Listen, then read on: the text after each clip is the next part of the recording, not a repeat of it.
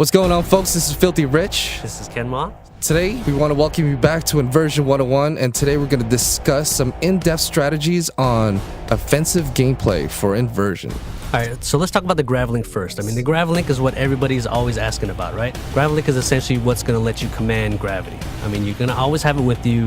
You have it with you pretty much at the start of the game, and you take it from the enemy. Take it, use it as a tool of the range, right? It's going to let you do all these cool things, and Gravlink itself is actually a weapon. So the Gravlink is a weapon, so just in case you didn't know, use the Gravlink and experiment with it, pick things up, and show it all around. Let's talk about the combinations that you can use with the Gravlink. So right now, an example that I want to jump into is the use of the Gravlink and low gravity. So the Gravlink is strategic. You can't use the Gravlink anywhere you want. What you have to do is you have to kind of plan out exactly where and how best to use this. So for example, when you're starting out in the game, you're probably going to have about 2 or 3 shots of low gravity. So what you can do is you can use that on that sniper that's hiding behind cover. You can pull him up out of cover, and then you can use that as a way to distract him. His aim isn't going to be as good. Later on, once you get a little bit better, obviously, you can put him up in the low gravity and then maybe grab an object out of the environment and throw it at him for a one-shot kill. That's a really, really cool thing. Now let's, we touched a little bit up on low gravity. Let's fill them in on high. Like, what's a cool situational thing that I would be put in to want to opt out to use high gravity? So high gravity, what it's going to do is it's going to increase the weight, 3-4 times. Once you hit an enemy with it, you'll see him stuck to the ground. He's kind of struggling. You've got about 5 seconds to decide what you want to do with him at that point. So, for example, Rich, I know if you're really good at up-close combat, you're just a master of the shotgun. Mm-hmm. What I can do is I can hit him with heavy gravity. He'll be stuck to the ground, and I can just count on you to run up and take care of him.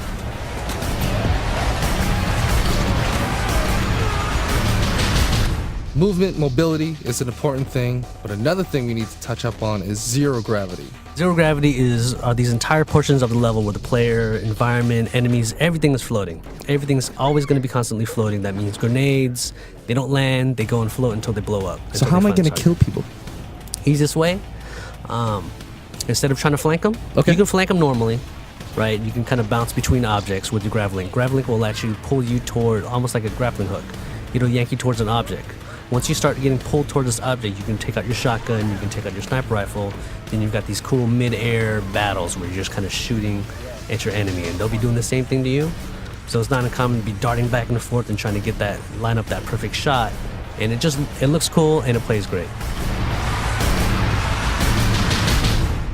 So the next thing that we're going to cover is vector shifts.